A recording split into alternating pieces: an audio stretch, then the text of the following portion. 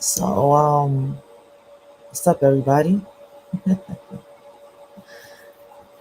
Yeah, man, I am up and I'm still in the bed, you know.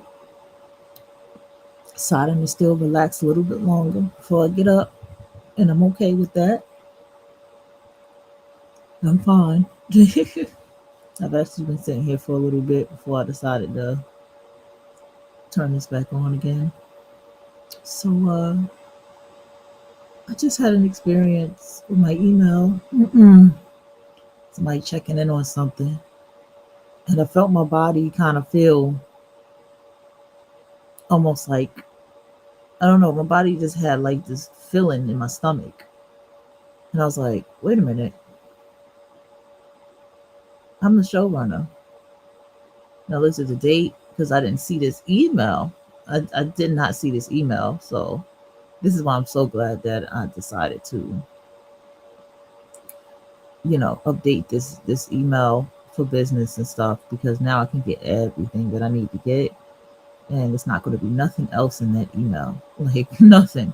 Nothing but what I want that email to be. You know what I'm saying? And so I was like, wait a minute, I'm the showrunner. So I just took everybody that I could find and just forward all their messages to that email because that's like I almost felt like I had this feeling up and I'm like, wait a minute, hold on, nah, let me just let me just forward all these messages over and I'll decide what I want to do from here. See what I'm saying? But I'm definitely going to email that person back though. So I had a experience of exactly what this is talking about with the feelings and the vibration and the frequency. And it's like, nah, my frequency is this.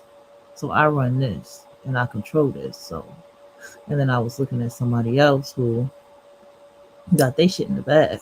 You know what I'm saying? They got their shit in the bag. It's like, oh shit, okay, damn, okay, wait. And I had to go look through their stuff and I had to find some things, you know what I'm saying? So,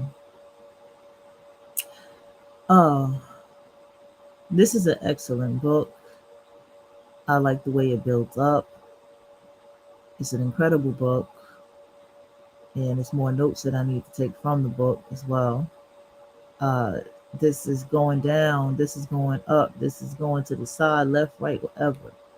As my favorite book, hands down. This is going to have to be one of my favorite books. I'm be indulging in this one for a few.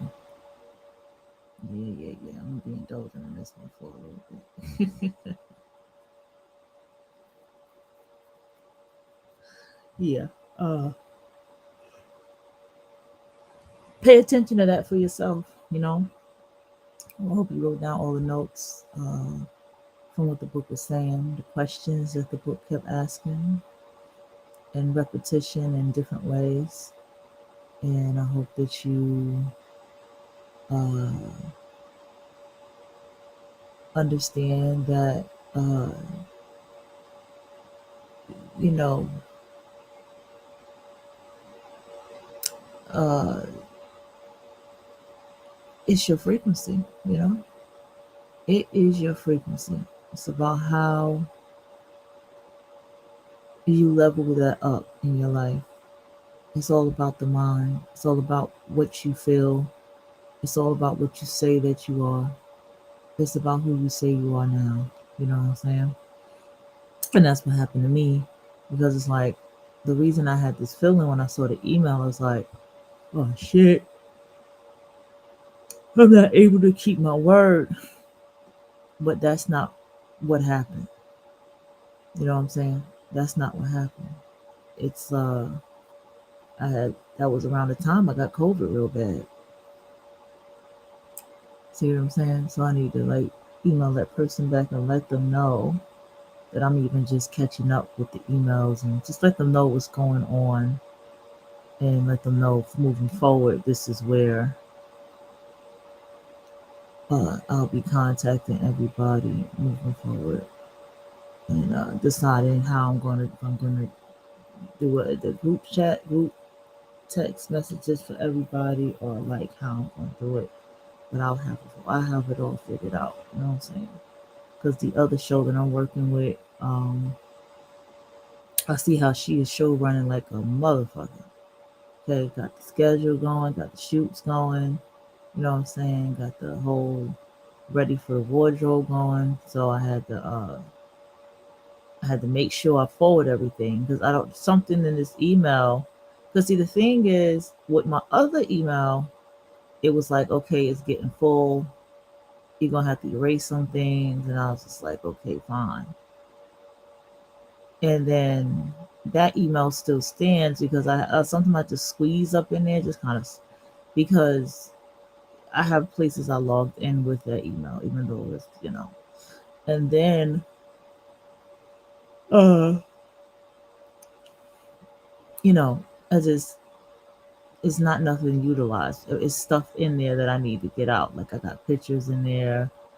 I got things forwarded to myself. I got a lot of things in that email. The email is a lot because that's my pen name. You know what I'm saying, for that style of writing. So I have to squeeze up in there. You know what I'm saying?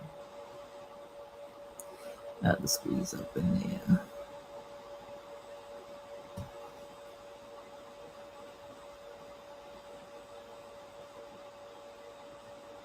Alright, so what else I wanted to say from the book from yesterday? Let's get into the title. They're not lucky, they are aligned. Um, so a lot of times I tend to do this black and white squiggly thing in the morning time. That's just something I do to just say, hey, good morning, everybody. Great day, everybody. Great day to you. Rise and shine. A grand rising to everybody. That's my way of just saying that. Uh, the key to this one right here, I think this one is like the biggest one. And I think this is the one that everybody tends to really misunderstand the most. They're not lucky, they are aligned. You know, why are so called the less talented, right? The people who have all these songs and they're not the best songwriters, and why do these people flourish? Let me say something. I have to bring this to somebody that some of you probably won't agree, but it's all good, But I want to maybe just maybe I should just show a picture just for copyright because I'm not in the mood for copyright. So I'll just show some pictures as I speak because this person came to my mind while uh, all I was thinking. Okay, so this is everybody. Do I have to say his name? Yeah. This is Ed Sheeran. In case you don't know, I'm gonna probably have to take. This is Ed Sheeran. Okay. Um, Ed Sheeran. I think he has a very beautiful UK kind of. He to me he sounds a bit Australian, if you ask me. Uh, when he sings, I think he writes beautiful songs. I think he writes very beautiful songs, and he be working. You know what I'm saying? He even did one of his songs. He remixed it with opera singer, actual opera singer, and I've never really seen this opera singer. This opera singer didn't seem to be ringing bells as like a top opera singer from when I looked him up compared to y'all know his name, but Petrova. Y'all know that opera singer that starts with a P, right? I'm probably saying his name wrong, but or maybe I'm not. And he didn't use him, but he used this guy, and it's fucking beautiful. I'm like, damn, this is incredible, right? And so Ed Sheeran, uh, oh shit, the The chat room is still here from last time. That usually doesn't happen. I hope it's not a glitch. Or maybe it's not. Okay. So let me see something. Yeah, it's not a glitch. Okay. Okay. And so Ed Sheeran has a system that he uses. Because this is something I've noticed too about people like this. Because I've heard people say they don't think he can sing. They don't think he's the best. I'm not gonna hold you. I was kind of shocked. I shouldn't be shocked, but I thought like I'm like, but Ed Sheeran writes beautiful music. He writes beautiful music. Like he's marketable. You can hear his music in every romance song, every one of your favorite Netflix series. Probably be that one song that you hear over and over in the series. Like, come on, what are you talking about? That's how I felt. But there was people who had some dog. They dog out Ed Sheeran, and they dog out his music. They dog out his singing. Uh, they even dog out his looks. Well, he has a system, and Eric Sheeran because he has the 10,000 hour system. And he said he broke it down. His 10,000 hour system, and he was saying how in his 10,000 hour system that this is how he writes his songs and all of these different things. You see, Ed Sheeran makes himself who he is. Ed Sheeran told himself he's a great songwriter, he's a great singer, he's a great guitar player. And anything that he was not the best at, he sat down and he built his skills up to be that. And so therefore he crowns himself already as the Ed Sheeran. You feel me? And so this is alignment. And this is how you're aligned. So I say to myself, I'm a showrunner. And I crown myself as a showrunner. And then behind that, I move in the frequency as a showrunner. I speak as a showrunner. I use vocabulary, the professional vernacular, and every template emails as a showrunner.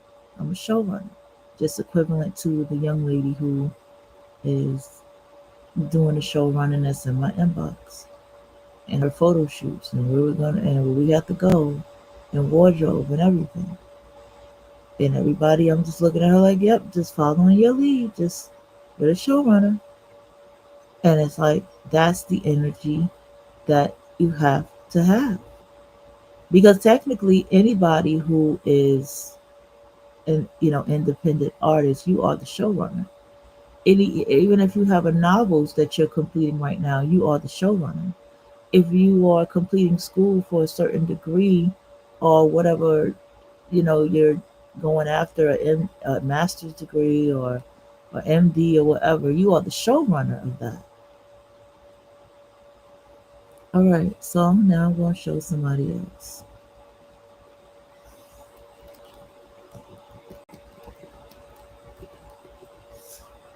I think you all know who this is. If you've been on the show, you already know who this is, right? Oh, can't see her. Hold on. Let's go ahead so you can see her. Alrighty. This right here is Malicious China. She only has 43 posts. This is her. Okay. And a lot of times if you see her, she's literally promoting music. Okay. Uh-huh. And she's from LA. I didn't know she was from LA, by the way, y'all. When I was introduced to her, she was in Arizona. I thought that's where she was from. But then I found out that she's from LA, because I found out from Bob. Shout out to you, Bob, who's in LA, and I didn't know. That's how I found out from her that she was from LA. I was like, oh, okay. I thought Shorty was from Arizona. No, this is Malicious China, right? And I'm gonna let you hear her lyrics. Okay. Let me go ahead. He's a cosign, thick white bitch. Sick bitch. He's off to the feds. He's off to the. Tryna sink this, all I do is type right, heard it built talk. Knew you was the bitch, but you ain't gang, you was never on this side. You wanna fuck, you knew you could've been slide. China bitch, if I want this on my bitch down bad as drop punch break time scam like hell, get a bag like. We got it. All right.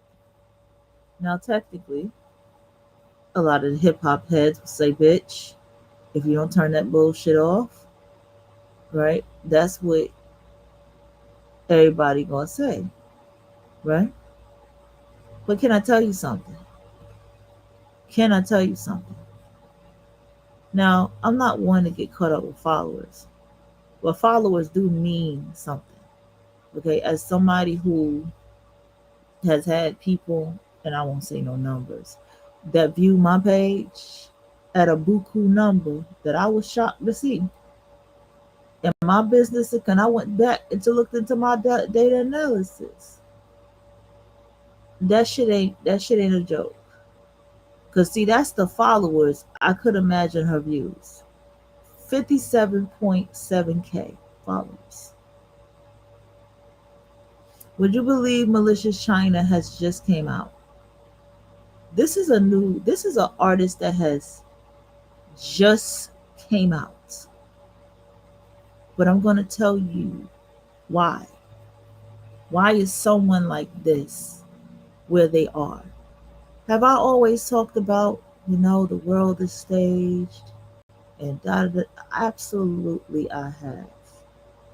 But now, as I've been living in my frequency, now that I have been going on with my life and achieving the things that I have achieved in my life, I'm starting to see different. Oh, yeah, I'm starting to see different. And I'm starting to see that when people was calling people plants and saying the world the stage and all that, there's a bit of underlying jealousy that's there.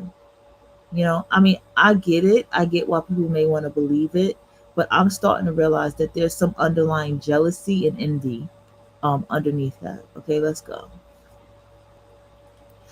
So, number one,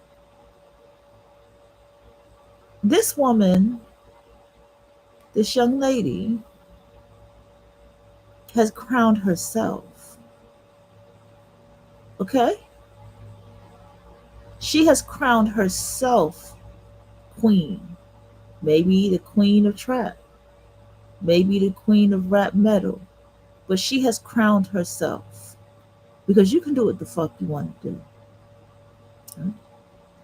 And she's well respected in this space, as you can tell. Because, she's pretty. I think Malicious China's gorgeous.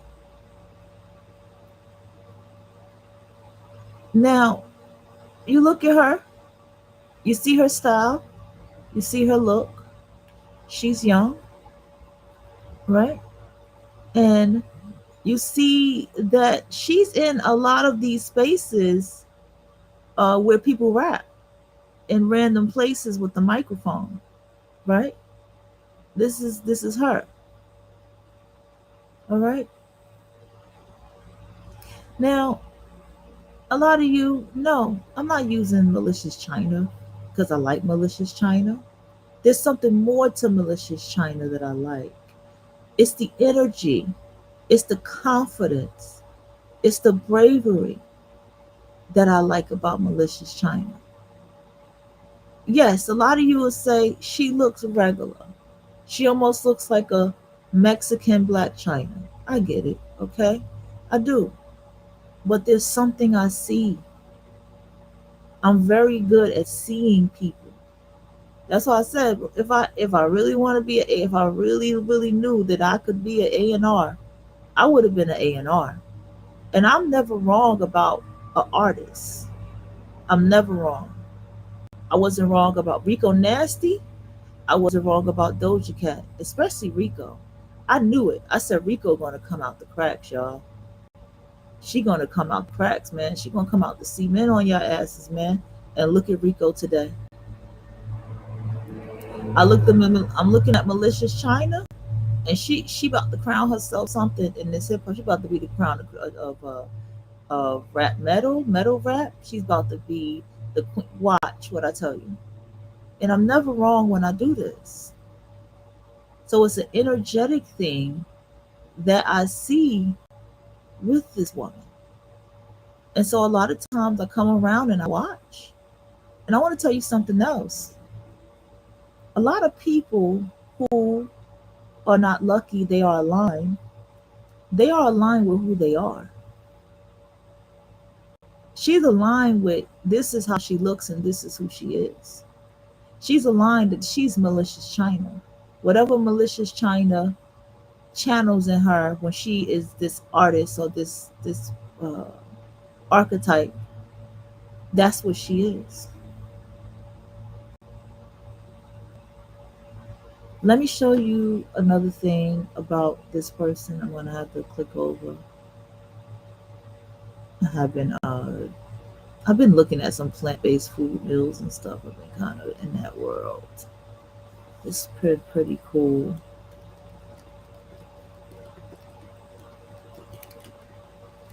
She is not someone who interviews a lot.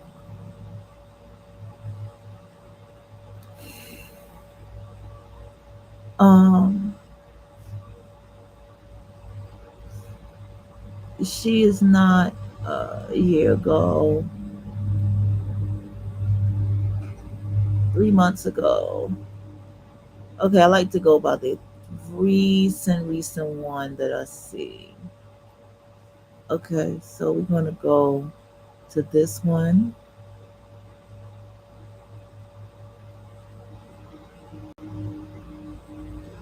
Hold on.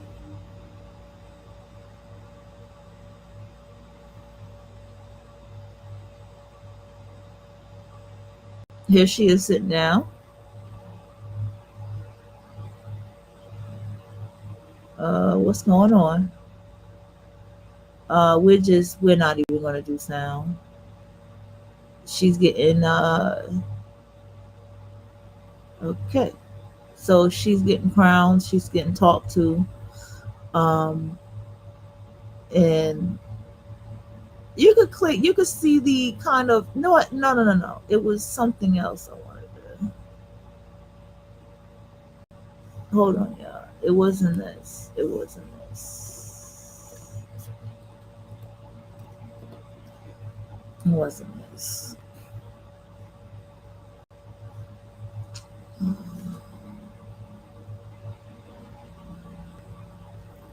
Like how I'm moving.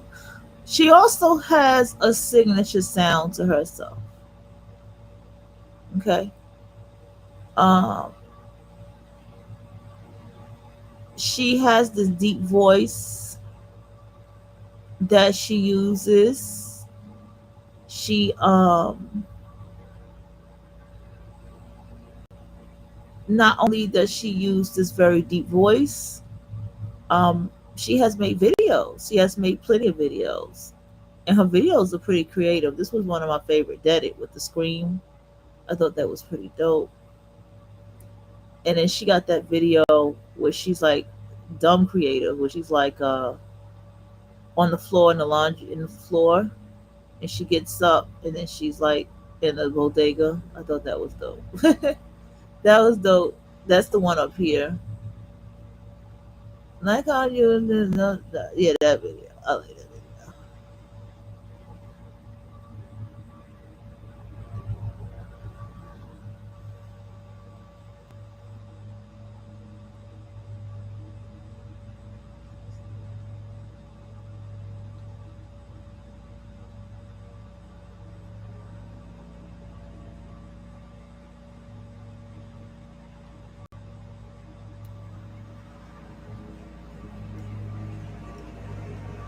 I'll be there. Okay. Okay. Okay. Fuck China.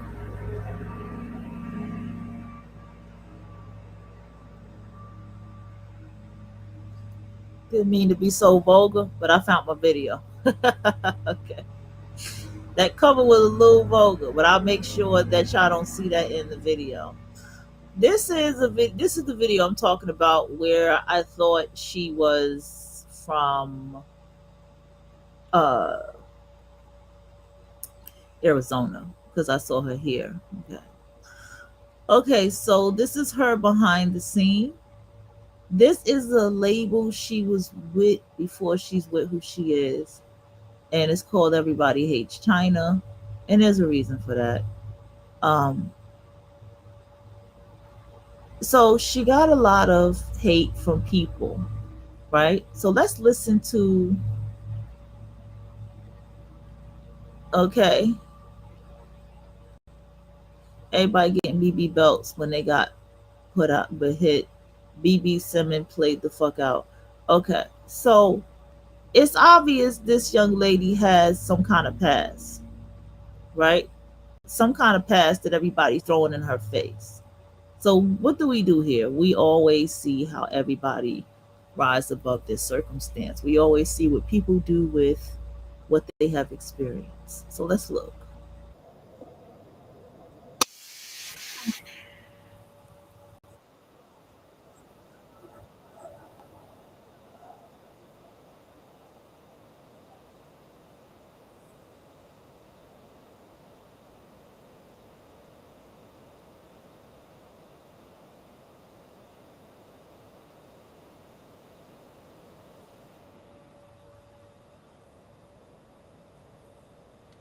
Can I tell you, I want y'all to know I love this song. I love this song.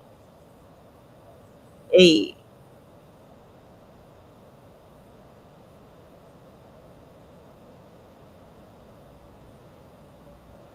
right. So we going, can y'all stop yelling?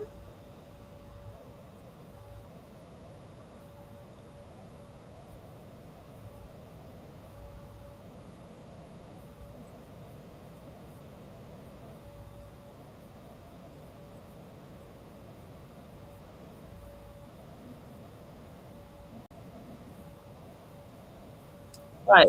So, all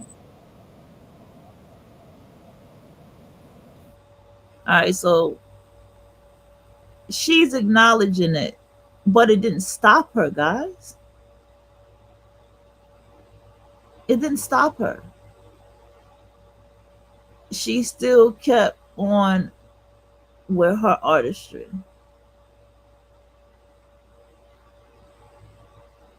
Okay. Now, we're not going to go ahead and play this whole video. I just want to make sure I don't.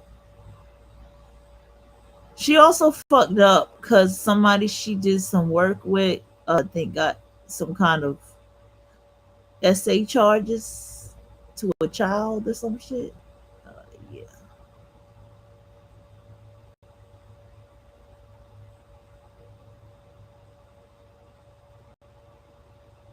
All right, let's listen again.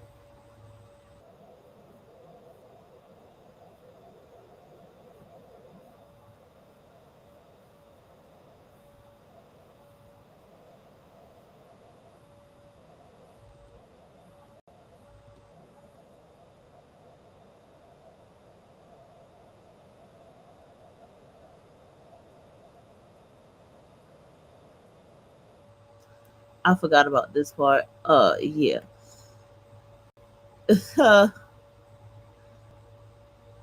This person here, okay, this person right here, she is her own queen. Okay, excuse me, y'all. She has crowned herself. She didn't ask for anybody's permission to be what she is. Okay. You got to you have to look at the frequency of it all. See, I can that's one thing I will say about what I see with people. And I'm looking at her and I'm like, this person as an artist, she knows who she is as an artist, as a creative. And she's going to keep creating, right? And she's going to keep doing what she do. And she's going to keep making the doing what let's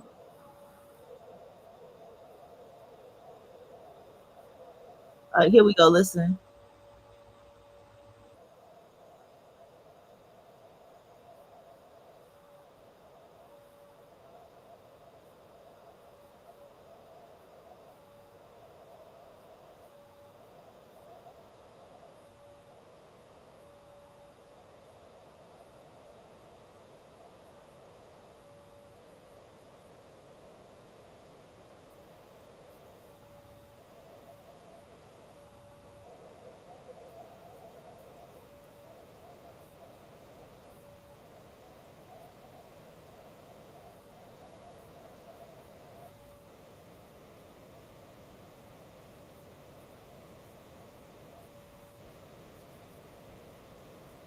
I'm not trying to be an introvert. I'm trying to work with people. I'm trying to work with people. I don't want to be all to myself. And we clearly see that. She collabs with everybody. She collabs with anybody. She collabs with everybody. And she makes the music that she makes with the people. And if I'm gonna tell you something else I've noticed about people who collab with everybody, they shine. Whatever their verse is, they dominate that verse. Whenever it's that verse.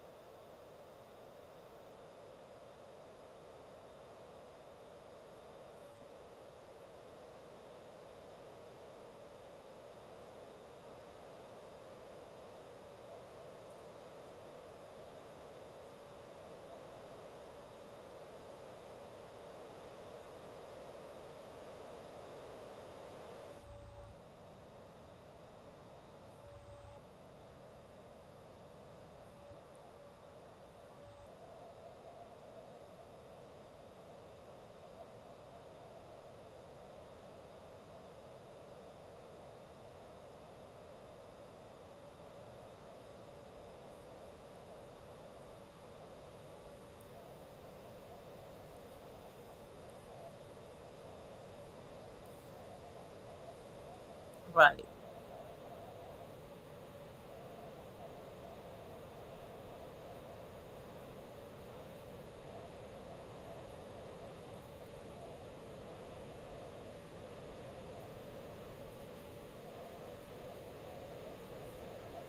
So then you see here, she's the main character.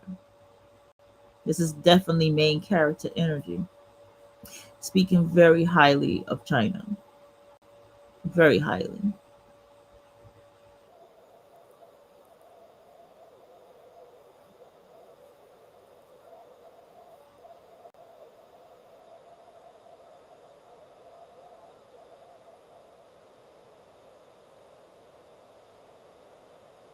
Right, we ain't gotta listen to this no more. I was trying to just find her talking. This is fair use, by the way. God damn it. This is for teaching, showing. This is not for to any copyright of this person's material in no kind of way, shape, or form. Okay, it's just we are. Let's get into something from what we saw yesterday. I'm going into my notes from yesterday. I'm kind of glad to hear.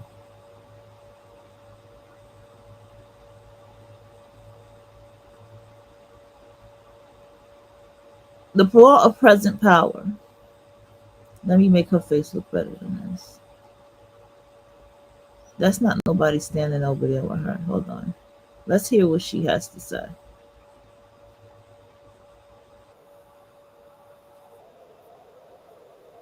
finishing her EP.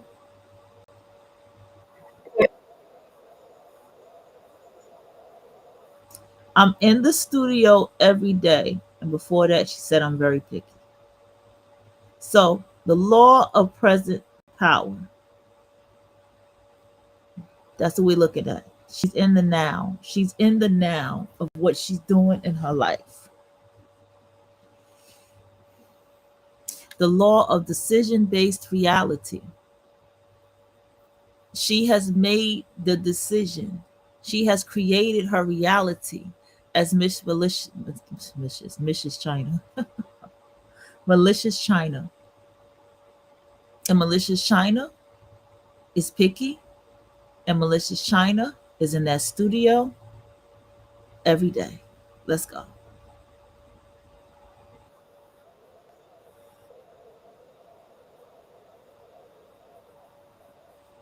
I could make 10 songs in 1 week and they could all be trash, and I still gotta like the law of assume commission, assume completion. Shit. So she makes songs. She completes those songs. That's completion. She completes 10 songs. Whether she likes them or not, she's completed those songs. Look,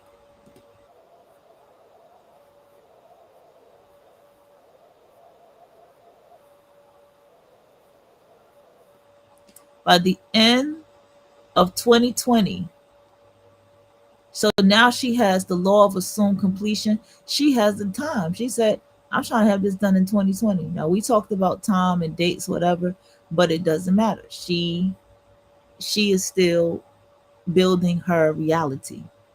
Let's go.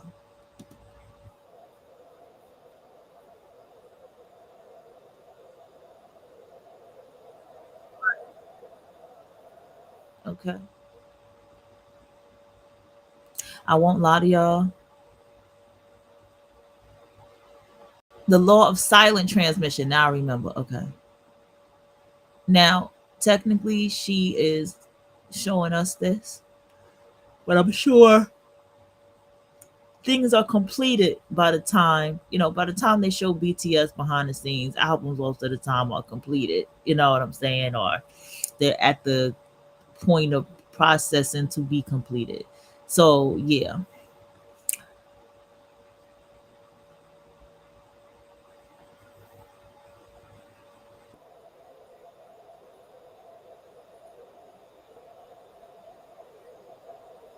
I want to tell you something else about her.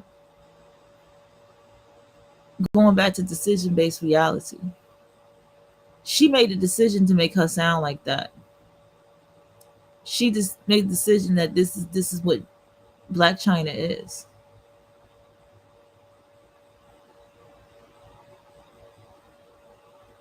And this is her vibration. This is her frequency. Right. So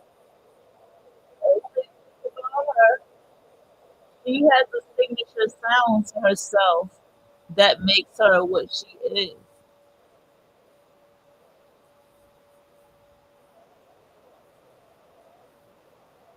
And he said himself, I didn't think she was gonna take it that serious. I said, go ahead, do it. I didn't think she was gonna take it that serious. She took herself serious. And what I told you, take yourself serious.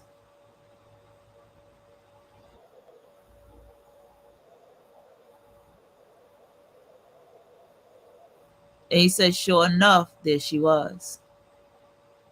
That's energetic primacy.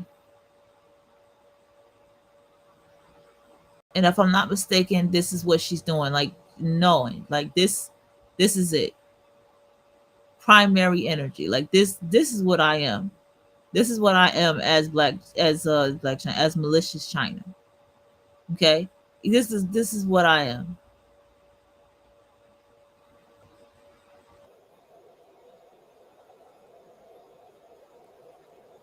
Okay. My voice chain could have kept it up. Let's see what this other person got to say real quick.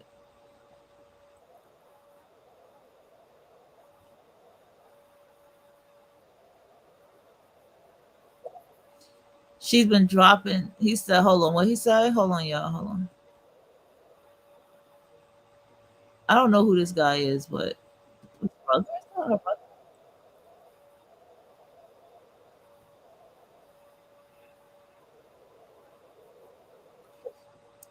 I don't even think I said that. I said Miss Malicious China's new. I don't think she's been rapping for a whole year.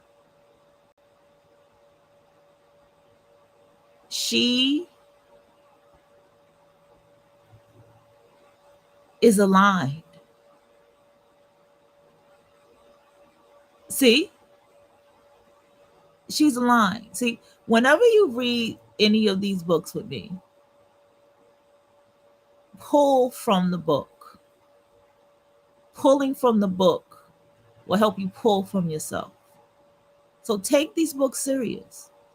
Take the notes down. Get the link to the book. I didn't give y'all the link to the book. God damn, I need to do that. Well, yeah, well, it's YouTube shit. Write the notes down. Write it, journal it. See where this apply. Get another colored pen or whatever. See how this applies to you in your life. You should get an entire notebook to give yourself a great reset, as they say now. Give yourself a new, just a whole. This is who I am now. Title the book that. This is who I am now. That's what the book kept saying. Because that's what Malicious China is showing everybody. This is who I am now. And even he's looking like, and he's impressed. He ain't jealous. He ain't envious of her. He's impressed. He's like, damn, she did that. He's inspired. This whole document, this whole BTS was main character energy. Main character energy meaning the person in the film, everybody defends them. Everybody likes them. And if anybody speaks nasty about them, that means that they're gonna be met with the opposition of somebody defending the main character, which would be Malicious China. This was a very beautiful BTS. Okay, let's go.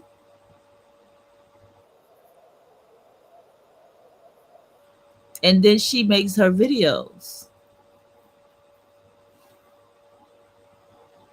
This girl could be sitting here working at McDonald's, y'all. This girl could be working at McDonald's mixed with damn Wendy's or doing overtime at McDonald's. And she would still make these videos. She would still rap. She would still make an album. Do you understand this? Because she is engulfed in the law of decision-based reality. Let's go back. Let's go back a little bit more. Okay, I'm gonna go ahead and take off the. It's the morning. You know how I like to do. 1 second. I just can't remember how to work this. Okay, let's go.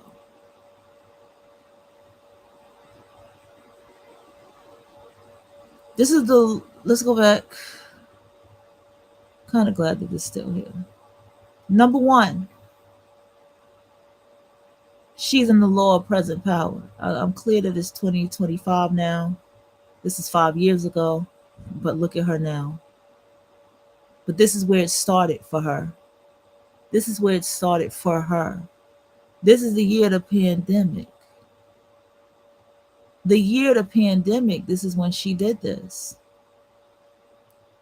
So this is the law of present power that you're looking at. She's in the now. That's a very beautiful picture. Makes sense because she's Malicious China and she's in China. Got it. Okay. That's her introduction to the world. So she's smart. She's very smart. She understands storytelling, I see. So this is the law of present power. She's in the now. She's living in the now. And in the now is Malicious China. In the now of 2020, she's Malicious China. In the now of 2025, she's Malicious China. And we can see the signature, we can see the signal of her being Malicious China, right? We're talking about the archetype.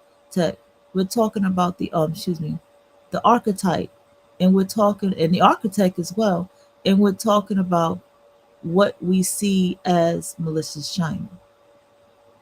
The law of decision-based reality. In her reality, she made a decision. While being in the present power of now, she made a decision and made to be Malicious China, the music artist, the rapper.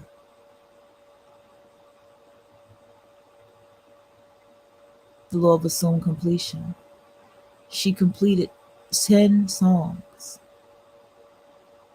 She's in the studio every day. Completed technically more than 10 songs in the studio every day. Completing something. Completing something. Law of silent transmission. She works in silence. It just pops up. New song by Malicious China. At least on my phone. I get everything by her. New video, Malicious China. Shout out to Bob. Me and Bob both be getting on the Malicious China shit. We be texting each other like, hey, you heard that video? Hey, yeah, girl. Okay. We each other cheerleaders for Malicious China. All right. And she definitely moves in silence. Even when she's rapping and she got all the people in the video and stuff, she's still moving in silence. And let me tell you something else too. Going back to decision-based reality, because this book is the creator's code. This is the creator's code. I like that it's the creator's code, because that's why I always say I feel like it's talking to me. I feel like it's talking to us that are like the creative people in the world. The struggling artists, you know what I'm saying? That's why I feel like he used the term struggle so much. I've always just feel like he's talking to us. Decision-based reality is, she said, I'm not going to be an introvert. Maybe she is an introvert. Maybe she knew she was introvert, or in her reality she identified as an introvert. And because in her reality she identified as an introvert, she decided to not be one and work with everybody and collab. Let's move forward.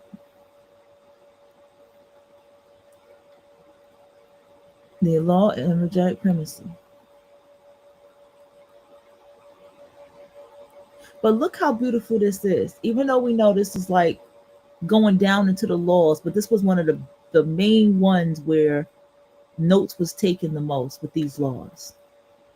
You live in the now, which is your present power. You live in the now.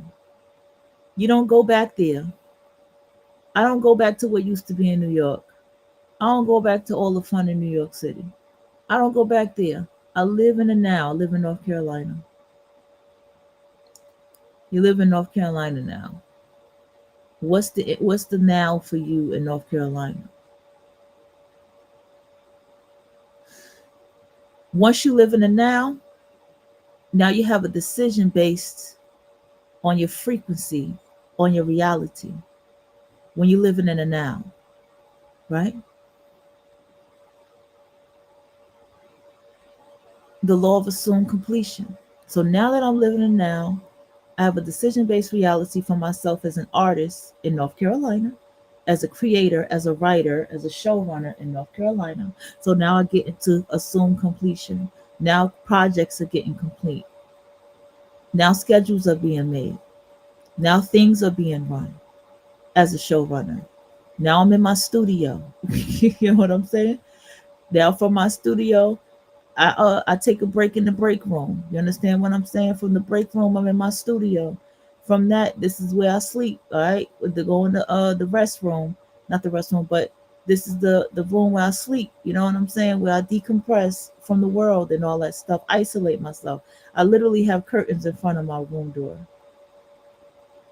That's how isolated my room door is. I have curtains in front of my room door. Okay.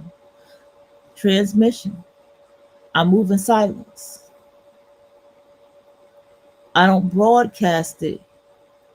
Oh, like I know I thought about this. I'll be on Facebook and I'll be like, today is script study day. Today is script study day. What scripts are you studying? Because I really do be wanting to know what people are reading, but nobody ever responds, right? So I realized that I want to stop doing that. So when I'm working, I'm just working. So if I share a movie or I say, hey, I like this movie, then that's fine. But moving forward, uh, that's changing. There's no more broadcasting, oh, today's research day and this, that, and the third, and have a cute little, picture up and stuff like that. That's going to stop, right? The law of energetic primacy. That means I live primary in the energy of what I say that I am. Every day that I get up, I live primary in that energy of what I say that I am. Just like every day she's living primary in this prime living primary in the energy of being malicious China. Let me see what she's talking about here. Let's see.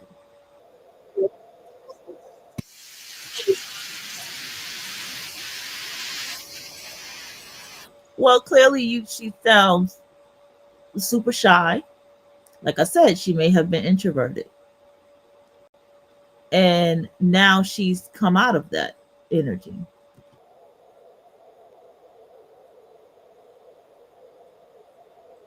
Remember, we talked about the emotions and transmuting those emotions into your alchemy. Remember, we did talk about the emotions. It was actually before the law of present power. I didn't start writing stuff down until we got to the law of present power.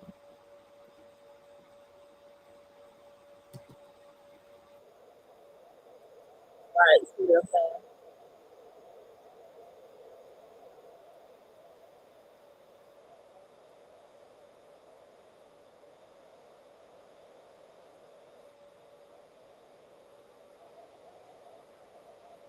Right. Okay, now he's talking.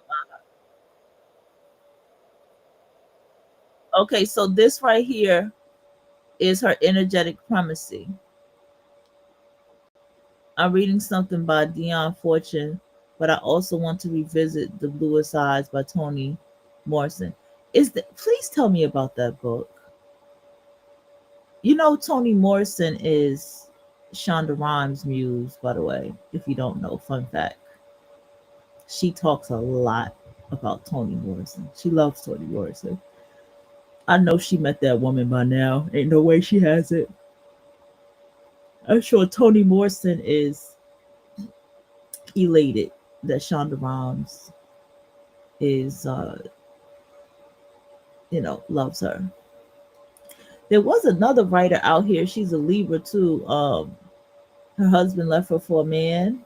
She was on Oprah. She's a good writer too. You probably know who I'm talking about. I hate that that has to be her reality or that's her life, but yeah.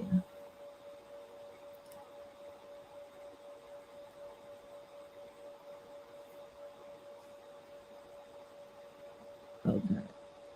I had to make sure that was a new message.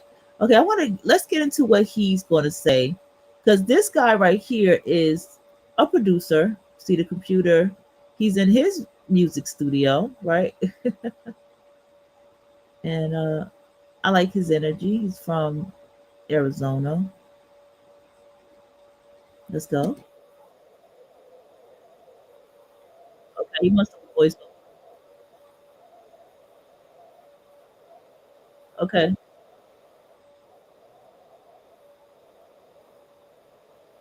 kamikaze.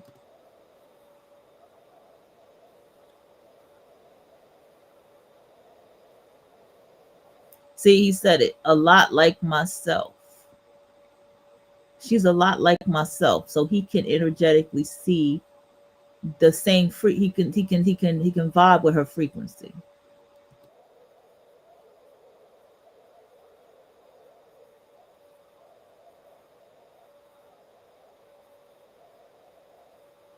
See, she goes hard to get it done. Now, remember, it did say about the hustle and this and that, but it's not that. It's the frequency. She's in alignment with herself. And in her alignment, she's in that studio every day. And in her alignment, she gets shit done. However, she needs to get the money. I just said, if she worked at McDonald's, she would still make music videos. Nothing would stop her. As a matter of fact, working that job would make her even more happy because that's more money for her to do what it is that she really wants to do in her based reality, in her baseline, as it's called, in her decision-based reality. Okay, that's it. But it was another word. So she has created her blueprint of who she is Malicious Charm. See that? A lot of artists, they get hella lazy and they get hella laxed.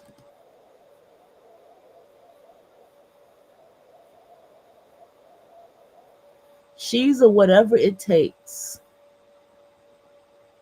Whatever it takes. Now, mind you, it's been a while since I've seen this. So I don't remember anything but the part I told you about. But other than that, I didn't remember anything. Her frequency screams loud to me. I'm able to identify what I see because of my reality, my baseline of being around creatives and artists, of knowing artists to this day who are like that are contracted on TV. You understand? Just having that A&R eye that I have to just know where somebody's going to go as an artist. It's any type of art, by the way. It's not just music. Look. We've been made to believe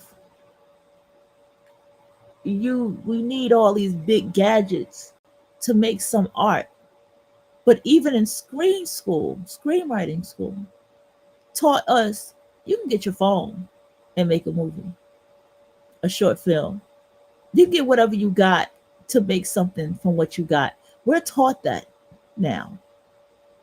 No, I didn't know Toni Morrison is a Shonda Rhimes muse, but I don't like Shonda Rhimes' work. I've been hearing that, and I'm very curious, and nor am I offended, by the way. I would like to hear why. I want to know what the perception is, because I see something wonderful that Shonda has done, and I mean, I'm curious what works of hers don't you like?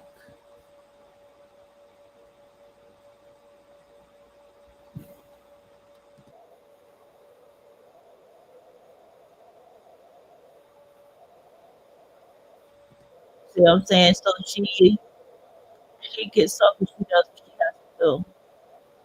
Because what the creator code was saying is this: you can't trick reality. You can't trick frequency. If you're in a frequency of desperation, you're going to get that back. If you're in a frequency of struggle, you're going to get that back. You have to be in the frequency of knowing who you are. You have to be in the frequency of the laws, all these laws. Because if not, you're going to get the frequency back. She is in the frequency of energetic primacy, which is like supremacy, like energetic supremacy, ways of energy primacy. She is in the law of that. She is, what's that bridge? That bridge that you cross? She is walking that bridge every day, daily. Daily, she's walking that bridge.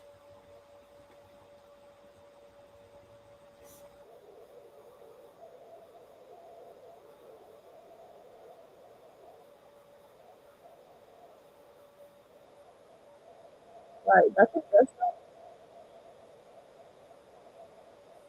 it's a stupid shit for me. Hold on.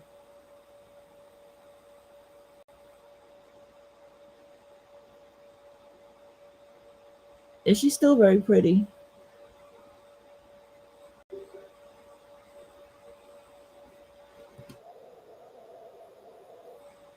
Okay.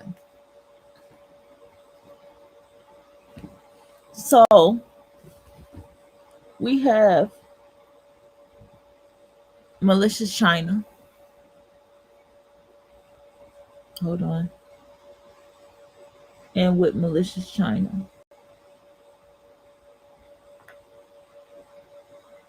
One second.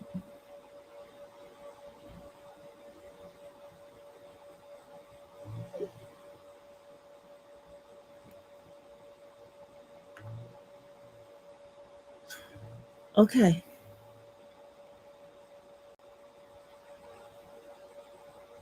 A lot of hip hop heads, and I've had one tell me she's trash.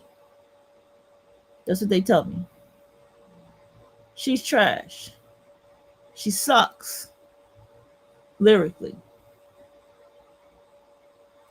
And you sit here and you ask yourself, well, why the fuck is this person here everywhere? Why is she rapping everywhere? And why, when I look at the comment sections, anyway, I see people that really like this motherfucking person. But clearly, I think that they're trash because it's about their frequency. It's about their frequency. She has a God mind. That's what it is. She knows she is Lord and Master. Okay. And so she sits there and she makes way for her life. She sits there and she said, I crown myself what I crown myself. Don't have to be title queen, king, whatever. She crowned herself.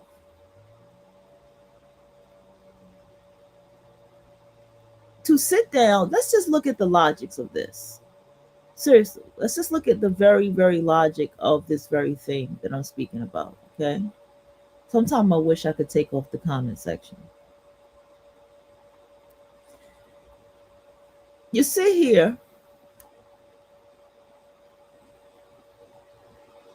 and somebody says, hey, I'm taking myself to the studio every single day. Just look at the very simple logics of this.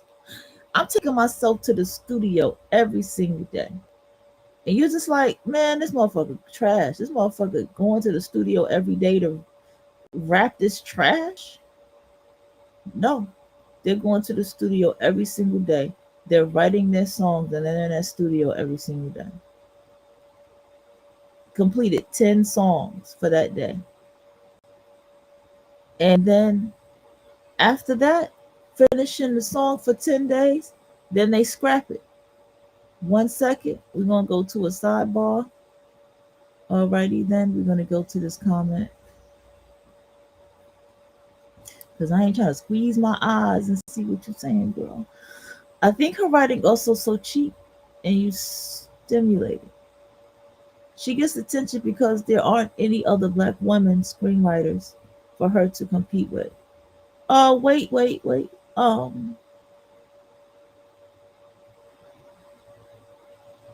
Okay, I get what you're saying. Okay, let me say something. Shonda Rhimes, if Toni Morrison is her muse, then that's kind of embarrassing because her writing sucks to me. Just my opinion. Okay.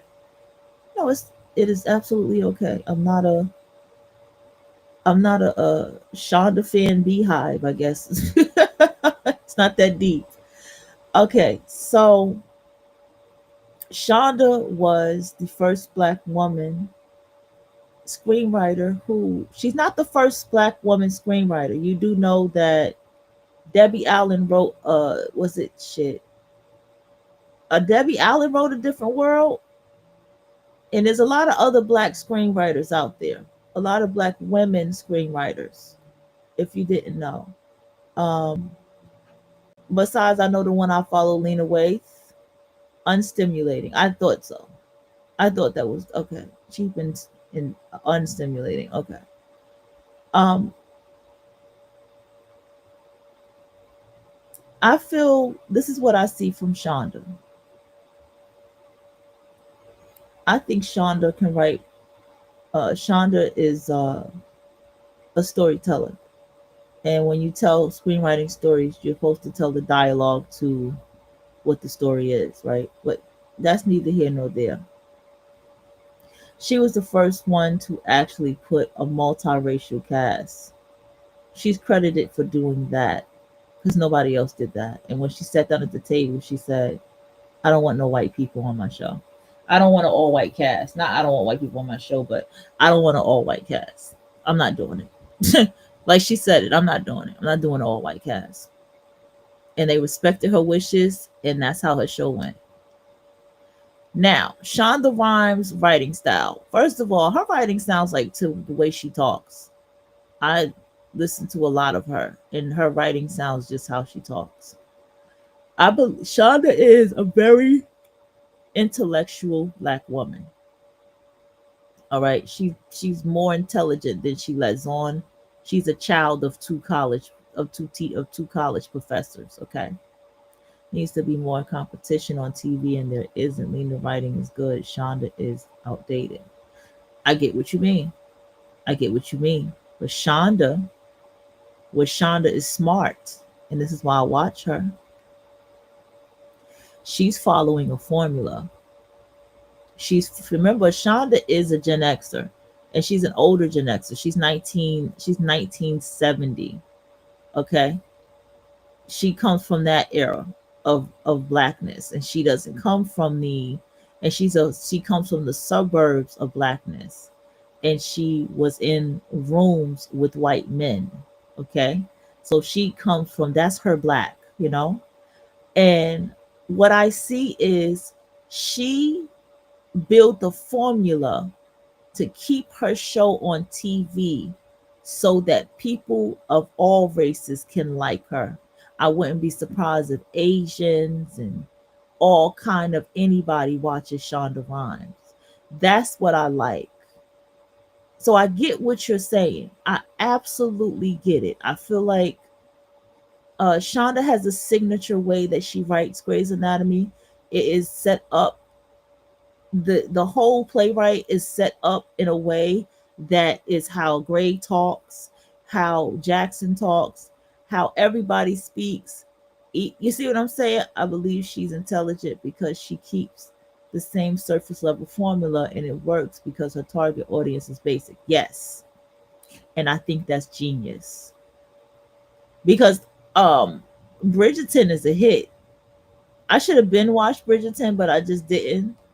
But Bridgerton is the goddamn, from what I hear, it's a hit. And when I went to GalaxyCon, I saw this black woman who was Queen Charlotte, and she rocked it. And she won the her and the Black Cinderella, which was the black guy. He did that.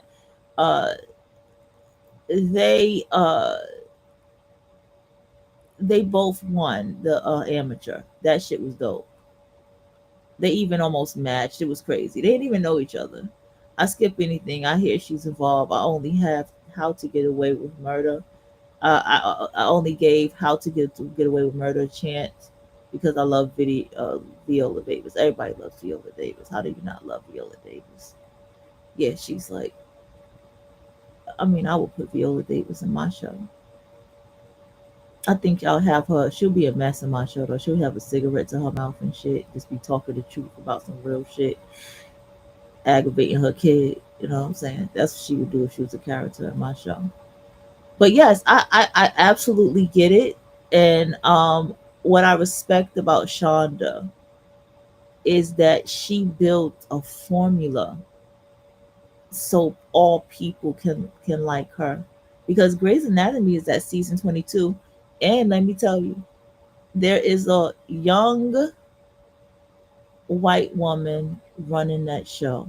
And she looked, when I say young, honey, that girl looked like she about 20 years old. 20 the most, 20 years old. If she 23, she looked good. She looked young for 23. Okay? That's how young she looked. She pretty much put a baby. Somebody who probably been watching Grey's Anatomy her whole life. And she's like, she's gonna put a lot of the nostalgia Grey's Anatomy stuff. And I showed her, and it showed that she did some stuff from like season one.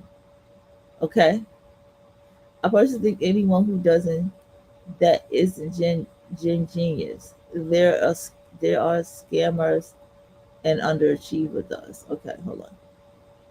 Wait, we gotta write that one again. You're simply the best, girl, and I appreciate you, but you gotta write that again. Hold on. Let me make sure my eyes. Let me adjust my eyes. Okay. One more time. I personally think anyone who doesn't, that isn't genius, they're a scammer and underachiever. Oh, okay, got it. Okay. Think anyone who does that isn't genius, they're a scammer and underachiever. Okay. Anyone who does that isn't a genius, they're a scammer or underachiever. Okay, got it. Got it. Okay. Yes. And this is an example. Okay. What is going on right now, everybody, and from the chat room is an incredible example, okay, of what we're talking about here, right? Remember, we said they're not lucky, they are aligned. Shonda has law of the law of present power. Shonda lives in the now. Her base reality. She's a showrunner because she's worked on other shows and stuff. You can go check that out. She even did a. She even wrote on a movie with Britney Spears. Completion. Shonda completed Grey's Anatomy, and she even got her. She moved in silence because she got her own hospital and show and set and everything. And then Shonda has her energetic primacy. We know Shonda Rhimes is Shonda Rhimes and Shonda Land is Shonda Land. I wish black people would demand more instead of being happy with Slim Pickens. This is a big vision that I have. I would tell you, if you haven't ever heard me say this, and I'm going to repeat it again, and I'm going to keep on repeating this shit. Not that I expect anything from the black male, but we're not just trying to get into that kind of conversation. But here, Tyler Perry could build an umbrella of Tyler Perry Productions and make way for other black creative filmmakers, directors, and all of that stuff under his umbrella. Equivalent to the guy, remember when it was all of these name brands in the black community? Anybody remembers that? It was all of these big, the just name all the name brands that was in the black community that was real heavy. It was a black man, funny, gay black man with a whole white husband, who created this umbrella of all of these businesses under his one business. That's what I think about with Tyler Perry. Another thing, a lot of black women screenwriters and stuff do, from what it looks like, they do support each other. Okay, but what I feel needs to happen is there needs to be something that gathers us. Do you get what I'm saying? See, what I'm saying is, I sit here, I go out here in this world, and I write, and my writing is LGBTQ, right? Plus writing, right? That's my style, and that's my energetic primacy of what I am as a showrunner. And I gather and I work with all these LGBTQ actors and actresses and trans actors, right? I'm building my own world by doing that. And then I sit down and I work with other LGBTQ writers and stuff like that, and I gather with them, and like it's all of us together. We can build our own gay ass black Hollywood. You know what I'm saying? So I get what you're saying. I get what you're saying. I really get what you're saying. And I want to tell you something else about demanding more. And I'm going to tell you there's a silent transmission that is going on. I'm gonna tell you this silent transmission that's going on. Um, there are a lot of black screenwriters that are creating their own industry. Uh-huh. They're creating their own industry, meaning that um they are screenwriters, they're on Tubi, they're on all of these little, because you know there's a lot of little movie programs out here. Favo, I can't remember the name of it. Now we got one called Squirrler. We got all of these different platforms now that's not Netflix that people are creating to put their stuff out there on, and people are watching it and people are paying for these subscriptions. And quiet is kept, that's where the black people are dominating. Yeah, that's the silent transmission with that. I mean, again, they're not lucky. They're aligned. There are people who, I mean, I give credit to those who are in the industry and they're able to still talk about the topics they talk about in their shows. I mean, there was never a time that you could. Shonda was the first one I saw this. Uh, you can be on TV and really talk about what's going on out here. When it was shown that every, you know, every whatever hours that black women was dying, this was put in Grey's Anatomy. And then one where children were being black children, or something was going on with black children, and the black guy broke down and did the character. It was really kind of sad and shit. It was that the fire the fireman show, the firefighter show. I couldn't think of the name of it. The firefighter show she had. Yeah, he broke down. I was like, he ain't acting about black children being kidnapped and stuff. Like nobody would ever talk about. Everybody would just make a show and have a storyline about it. Remember? And I'm not saying people still don't do it, but they would never really talk about it. And that's what Shonda and that's what all these places did.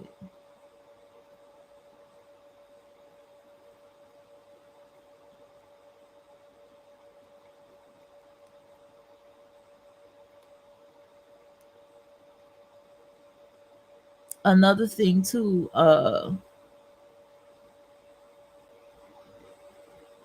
I also realized that um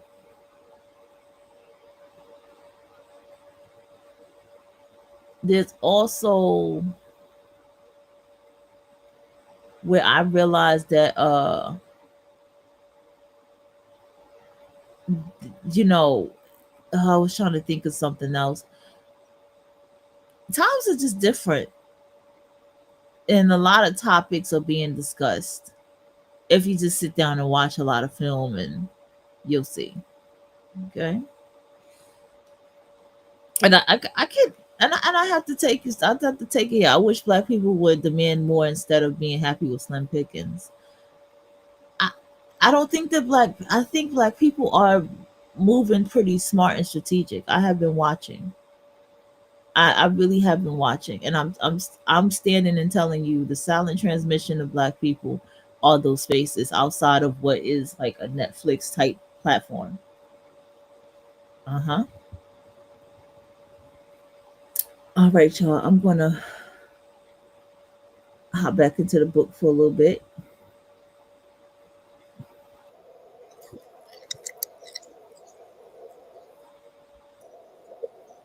Okay, that time of the day, I might. Oh, we got time for hours.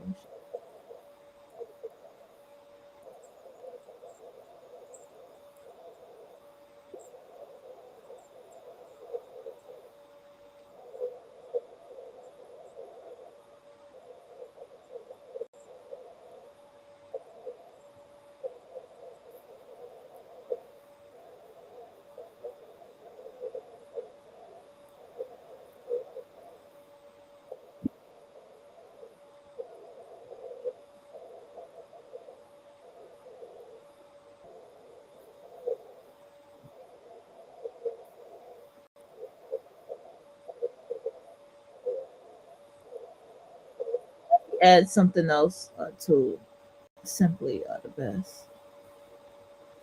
I, Here's something else that has to be made clear. There is a lot of black people who don't like black people. Tyler Perry being one of them. Okay. Okay. Like we have to put that on the table too. There's a lot of black people who do not like black people. Okay.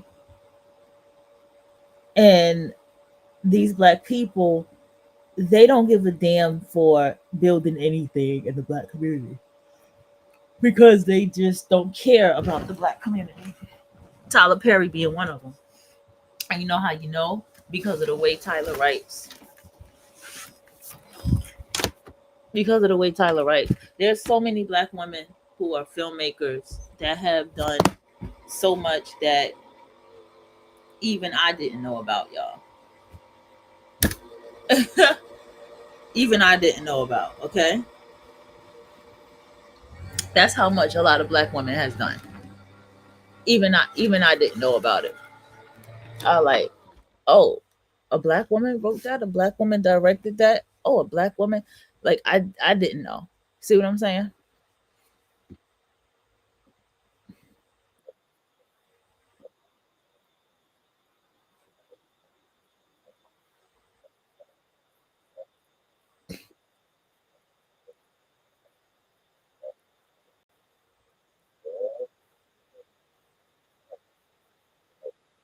Mm. Oh.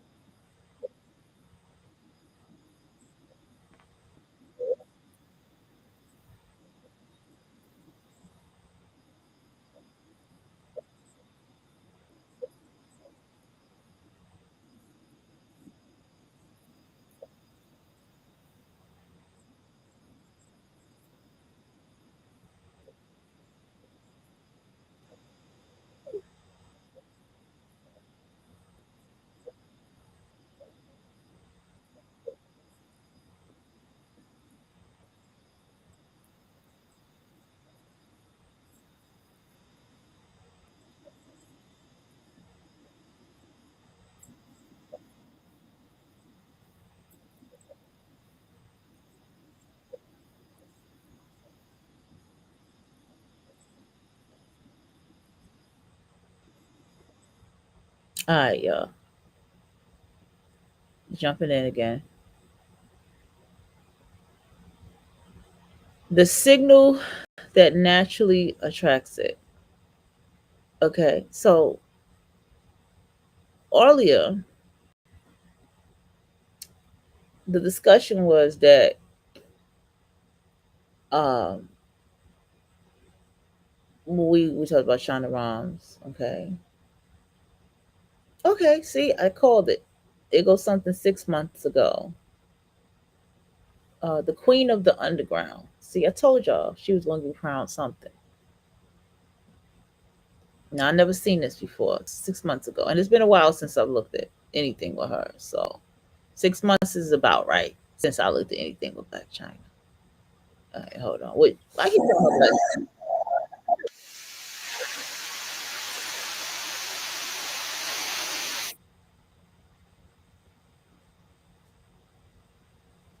Bridge the Gap freestyle.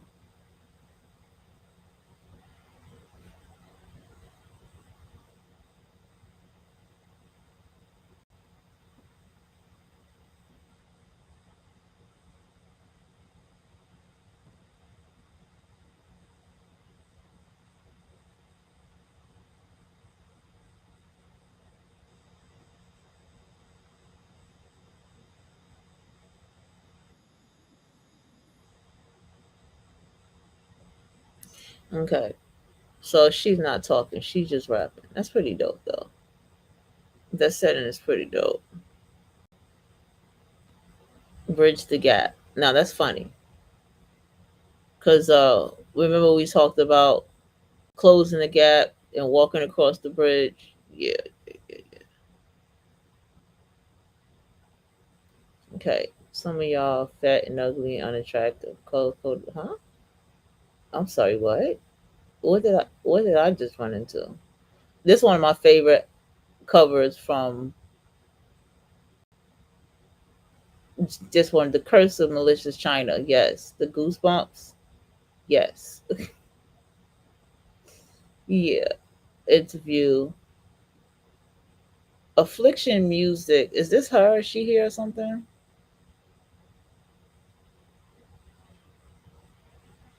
Behind the scenes, interview podcast, the Chino show.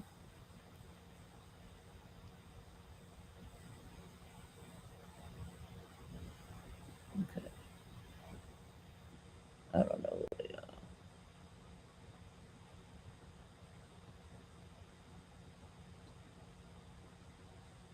That's a soldier. Full set in LA, Malicious China. Okay, this is an actual show. I don't know these people. She also branded herself. She also has a certain brand of people that she's with. I don't need to drag this no more. It's going to take you down to another shit.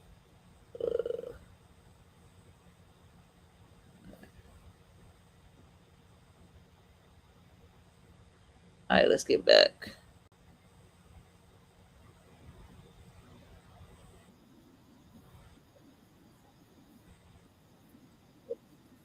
Moves the film. Mhm. That's how long.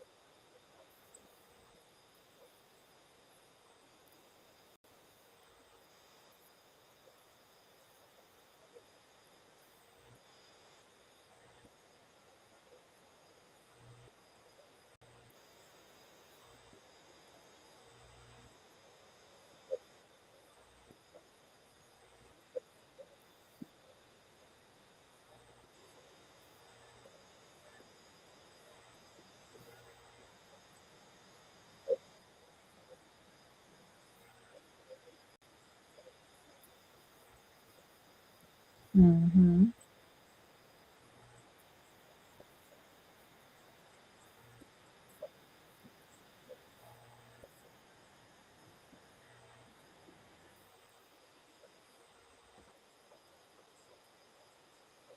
I do. Synchronicity is right.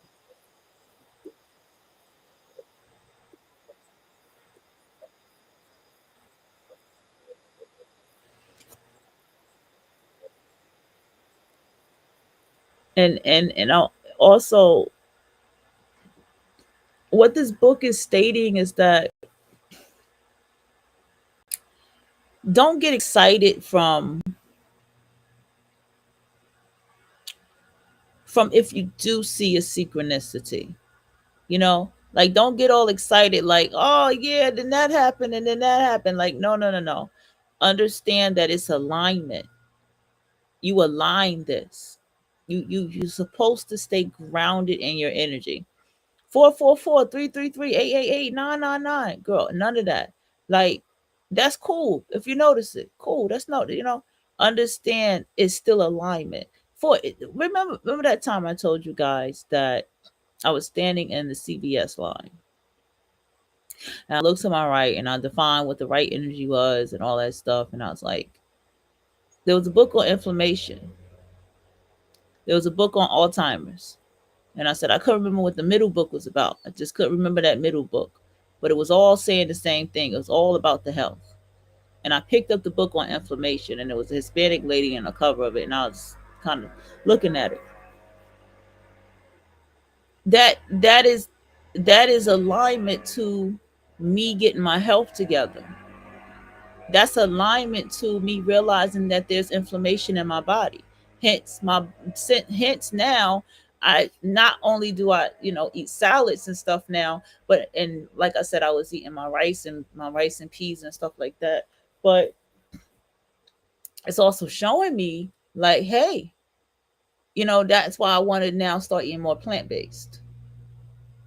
See what I'm saying? Like, you see how that's all alignment. That's all just not holding on and going crazy with the health and no, that's all alignment. Me getting on the scale, see how much I weigh, that's all alignment. It's not, what I'm saying? And then just seeing inflammation, like, yes, inflammation. I need to start eating food for my medicine so I could take out all this inflammation in my body, because that's exactly and I know that's what it is because I've been eating a lot of fast food. I didn't, yeah, to eat fast food, but that doesn't mean I still was healthy even then. But I don't eat fast food, so now it's like, being that I picked that back up, you know what I'm saying? Now that's been screaming.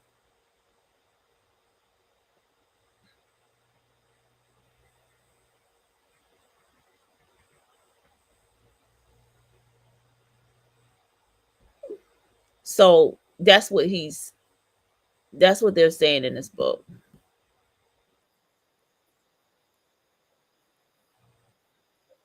Yes, there it is. Yes. See, it always precedes it.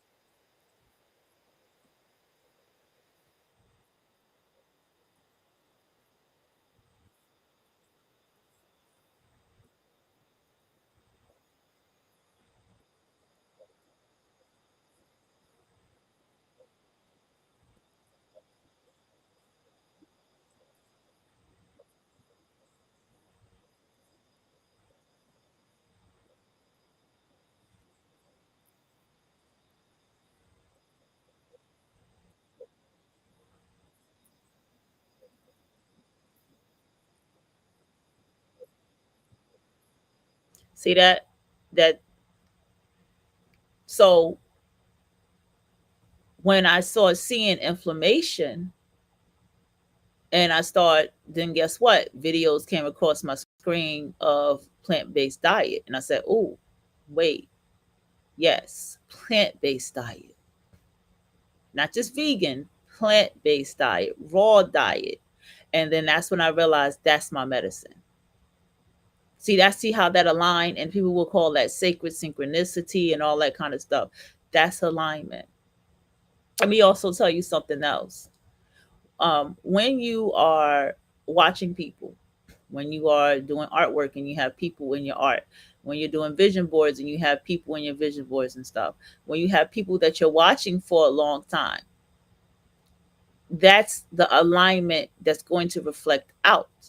So you go somewhere, right? And the next thing you know, here you are, you're able to go to an event with this person. Or next thing you know, this same person that you had in your vision board, you're looking at them face to face at an event front row. You see what I'm saying? Because you got the tickets early enough, or the ticket to that person's event came to your email. You know what I'm saying? An inbox at 2 in the morning while you happen to be up before you went to go get your water run or whatever at 2 a.m. See what I'm saying? That's this is what the book is trying to tell you about the creator's code. Don't be so impressed, don't be so amazed, don't be so in awe over these things. You be in your power, so when it happens you're like, yes, I built this vision board in my life, and here I am living this because I already knew I had it.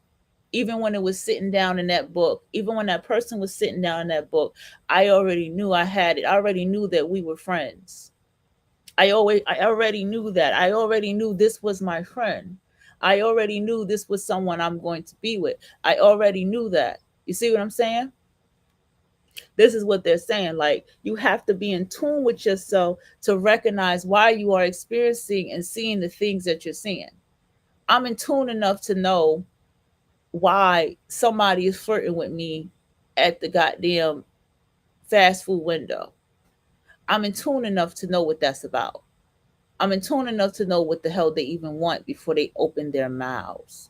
Do you see what I'm saying? I'm in tune enough to know that. I'm in tune enough to know that when I walk outside, and if I happen to see somebody over and over and over again, it ain't no sacred synchronicity. It's okay. I see this person over and over again. Okay, now this person is approaching me. You see what I'm saying? You'll even know that it's about to come. Do you get what I'm saying? It's you somebody sends you a friend request, next you know they're in your inbox. Or hey, you go on somebody's page and next thing you know they're in your inbox. So you're not you're supposed to be in your power with a God like mine, with a Lord like mine. Like, oh yeah, I know. I pretty much figured that was gonna happen in this and that and the third.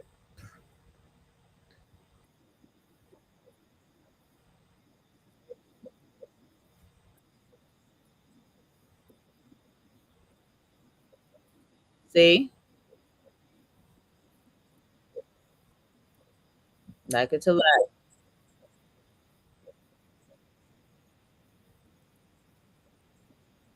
Yep.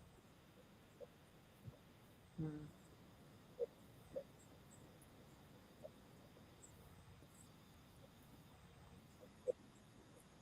Feedback.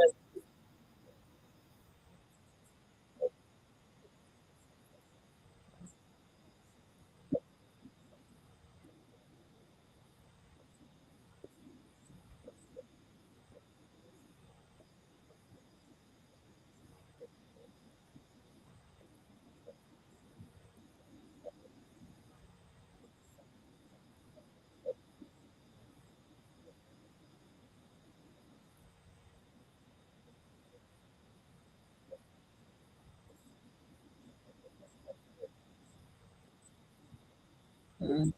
Yep.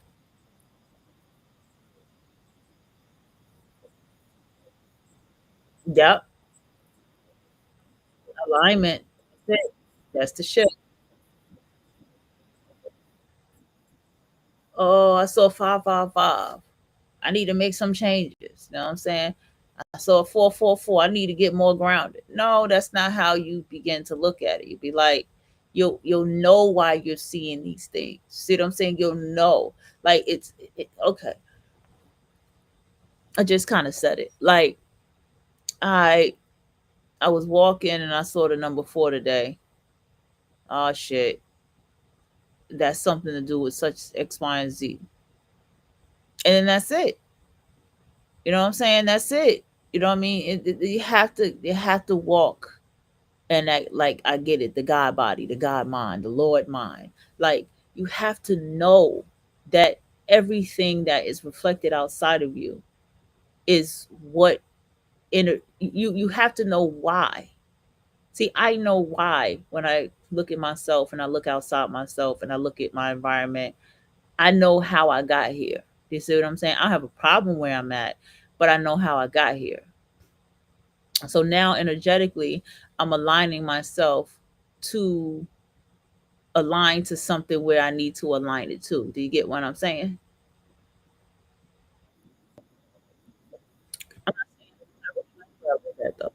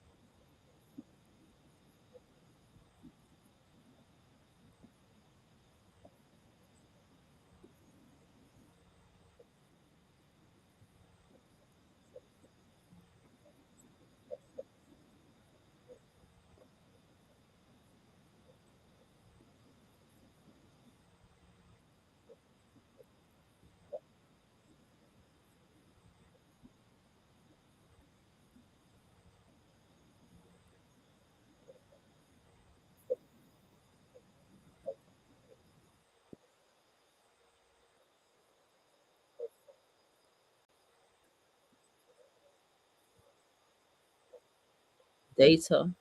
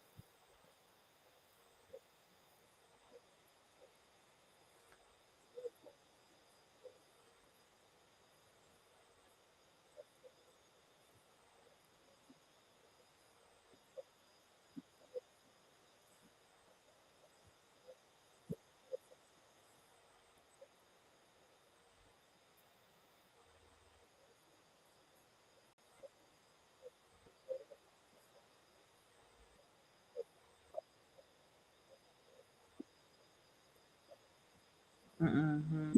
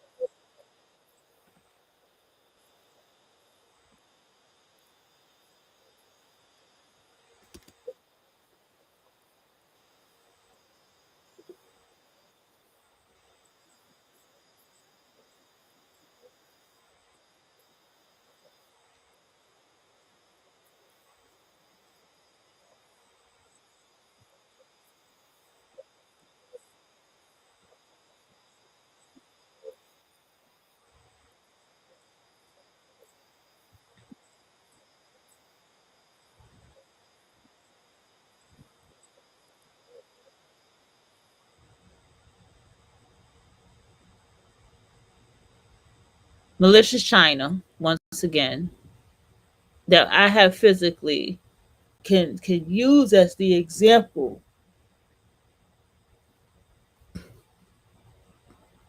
creates from alignment.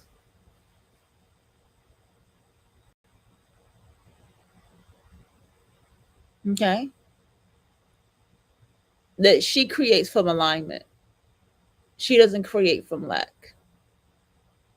You see how they called her the queen of the underground? I told y'all I be knowing. I said she gonna be crowned queen something. She gonna be crowned a something something. She's queen of the underground. That's what they said. So that means that this woman's face is going to be the queen of underground hip hop, and we know most true lyrical hip hop is underground. And for her to be queen of that, she crowned herself that, and nobody can fuck with it because she's aligned to what she's aligned to. She she she has the internal laws of the creator codes in her without just it's just in her. That's the beauty of having people like this in our lives. This is the beauty of having people like this in this world. Rico Nasty is an example of this too. Rico Nasty worked at McDonald's and pregnant, okay, as a teenager. She laughs and tells her story and always realized, like, what the hell was wrong with that dude trying to date me while I was pregnant and I worked at McDonald's? What was wrong with him? She thinks about shit like that now. But she still got her pregnant McDonald's ass up. It still rapped and made videos. Sure did.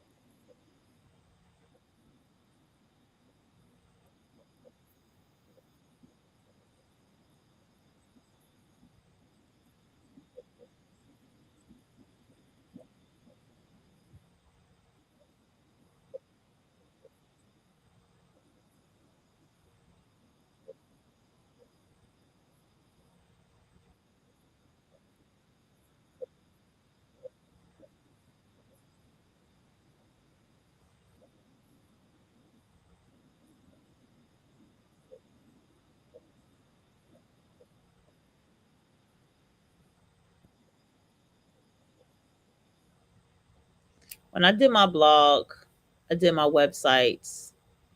I remember I was calling people to hire them to create my website in a certain way that I wanted to, but I didn't have the bread to do it. The lady was like, "What you're asking for is going to be like $400." I was like, "Oh, damn."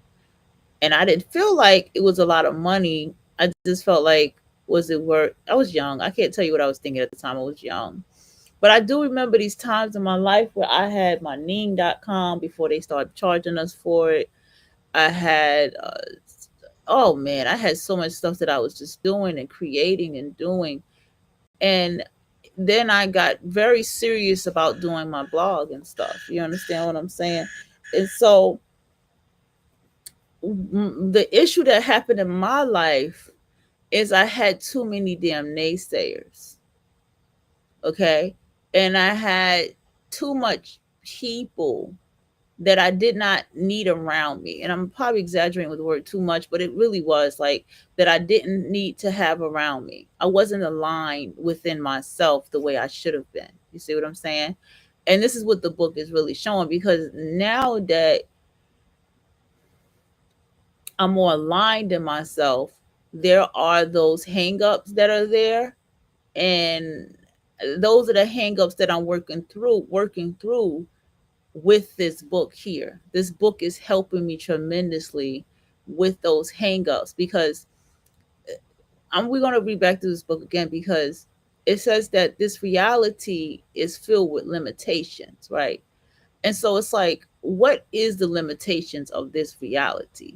Uh, Hollywood is a limitation of making us feel like we can't have that, or we can't have access to being there, or that, not even just that, that we need to be there in order to be, to in order to be acknowledged as the artists or the creators that we are. And that's a lie, especially with technology now. That's all a lie.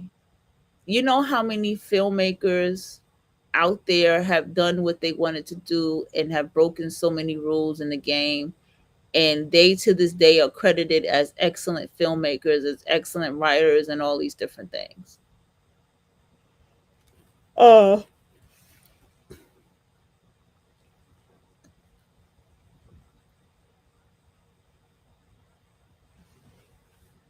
yeah.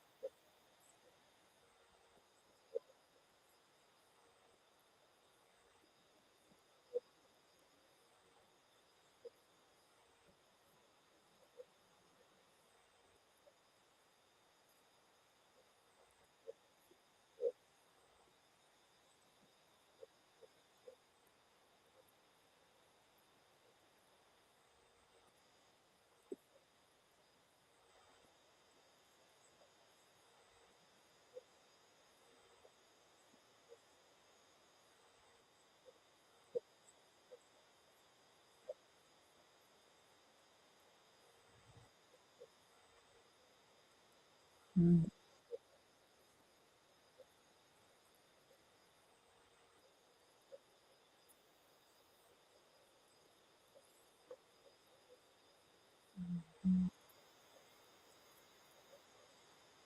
mm,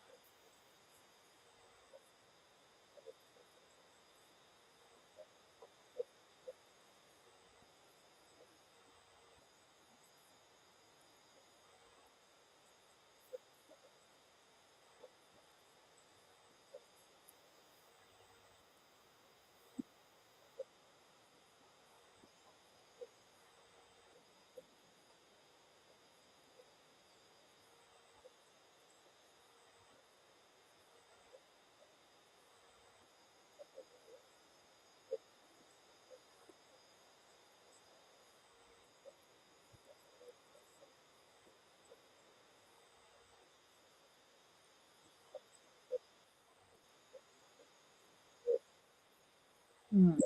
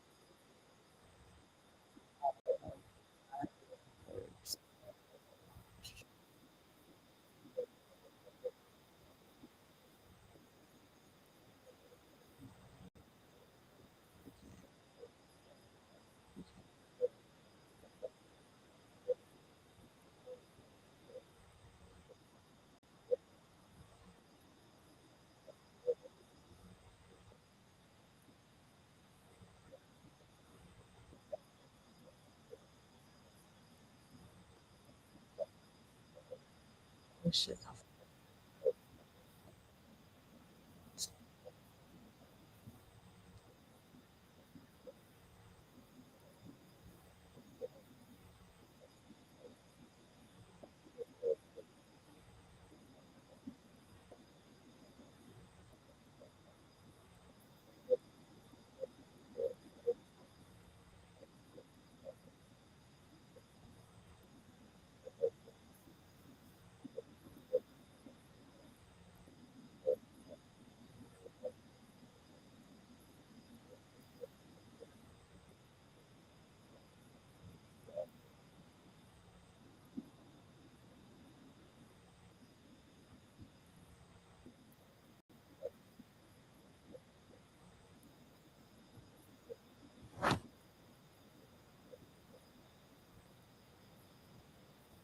Mm.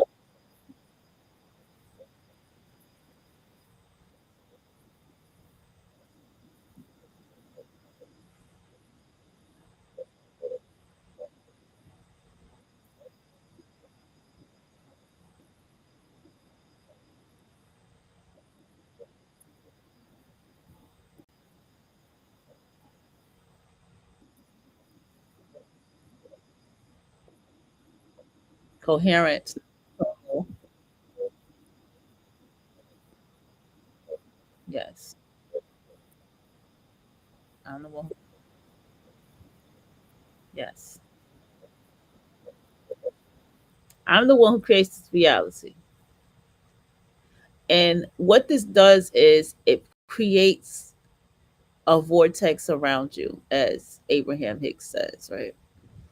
You put this vortex around you so much that as you live, breathe, and energetically be in this frequency that you say that you're in, your life will reflect that.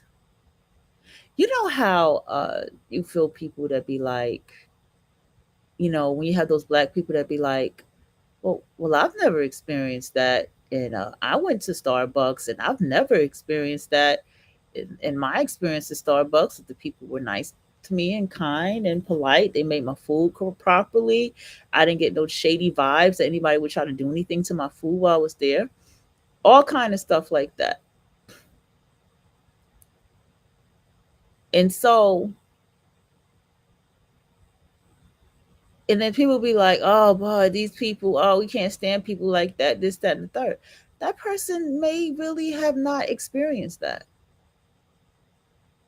That person may have really, really not experienced exactly what everybody was talking about because of the frequency and alignment that they have in their life that they really not attract that.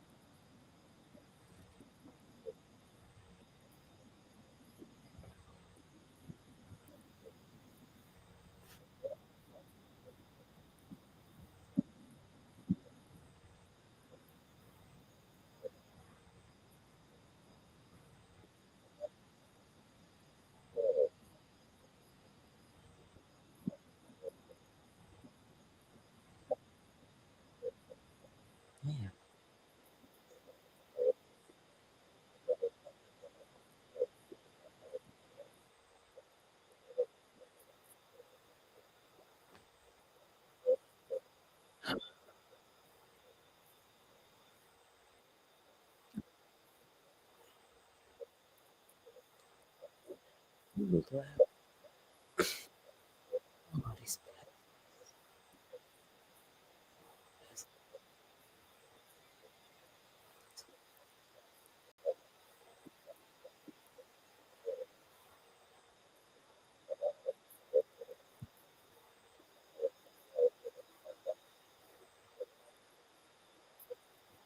Claudia, the architect of the corporation, the 8 people.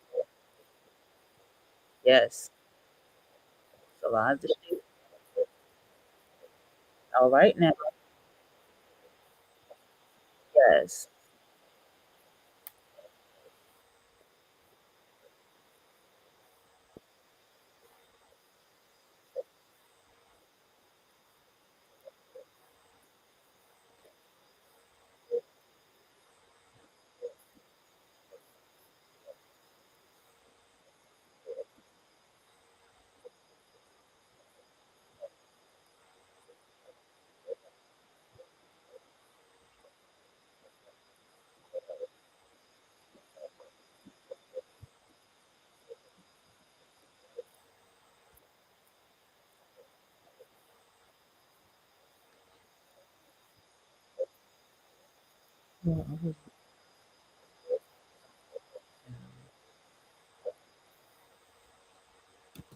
All right, hold on. The secret alignment that makes the universe work. Let's kind of creep and peep this because I wanted to play this one again. But let's just see what this book is saying.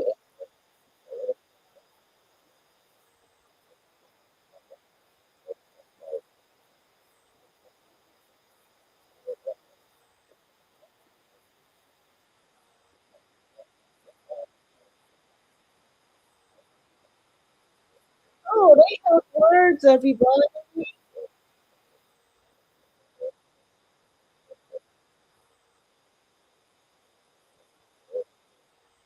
Never mind.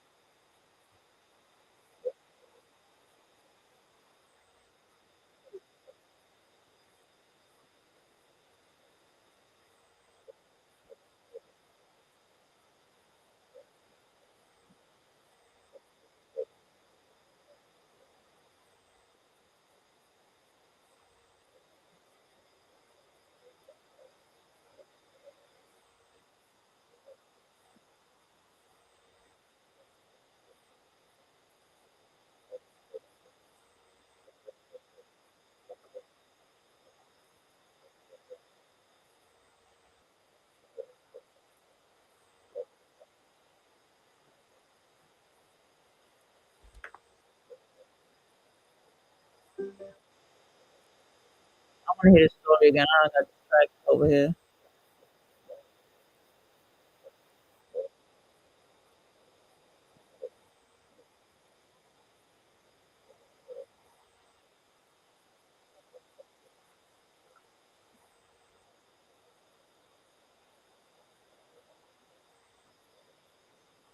All right, hold on. This is a dope picture though. Let's go back. Let's go back. Let's take it a little bit before we get to the story of Julian. I like stories.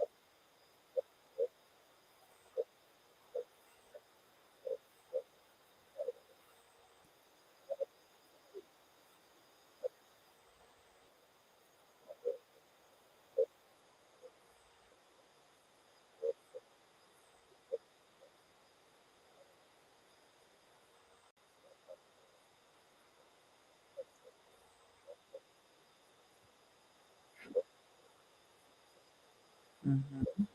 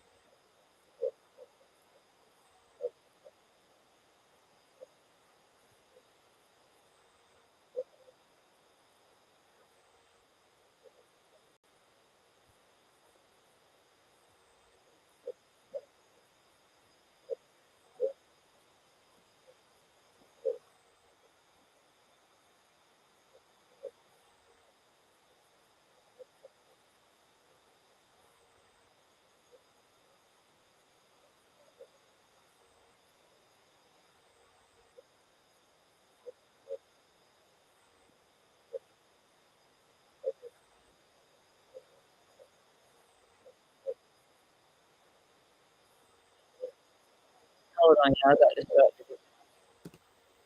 I got distracted because I had to follow that. So basically, Julian is an artist and he going hard in his art. Okay, let's go. Let's hear this again.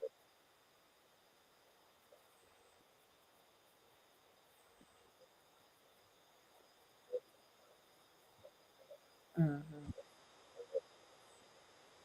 mhm, mhm,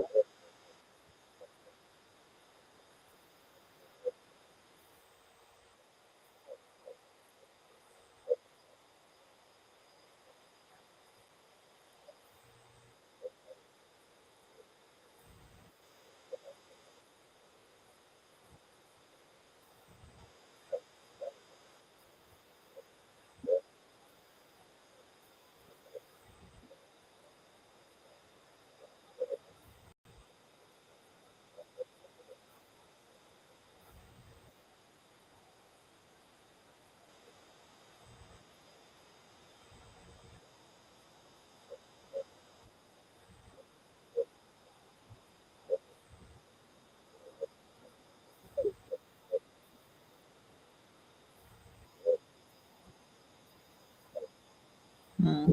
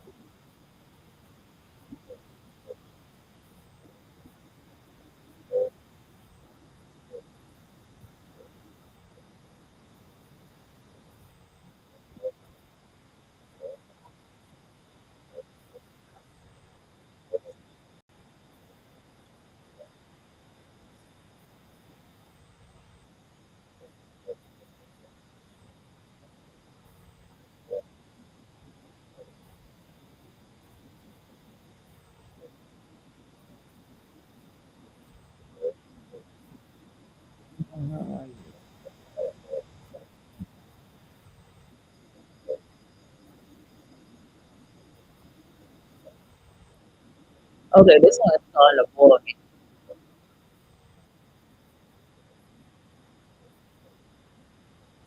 Oh, all right, I'll be back.